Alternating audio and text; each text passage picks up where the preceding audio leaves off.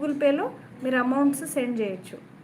Okay, so ఇప్పుడిప్పుడేనండి నేను growth అయ్యింది. 2 years నుంచి అసలు తిండి తినకుండా ఎట్లాగా తెలుసా కింద మీద పడి మా మమ్మీ ఇది వద్దు అనింది యాక్చువల్గా, కానీ నాకు ఇదే దారిలో వెళ్ళాలనిపించింది. బికాస్ నేను వచ్చాను బయటికి, ఇంకొంతమందిని బయటికి తీసుకురావాలి, ఆ గోల్ ఉంది నాకు.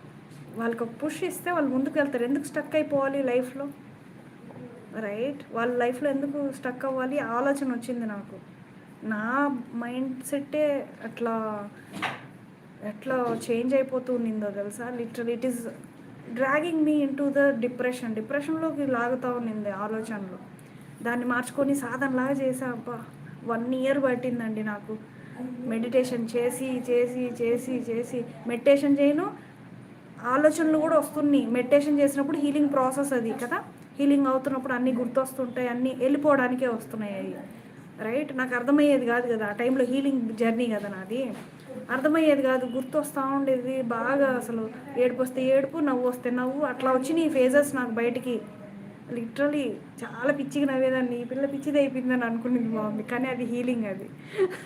ఓకే, నవ్వు వస్తుంది, ఏడుపు వస్తుంది, అన్ని మూడ్ స్వింగ్స్ బయటకు వస్తాయి 100%. హెల్త్ కూడా బయటకు వస్తుంది మొత్తం, అన్నీ కూడా సర్ఫేస్ మీదకి వస్తాయి.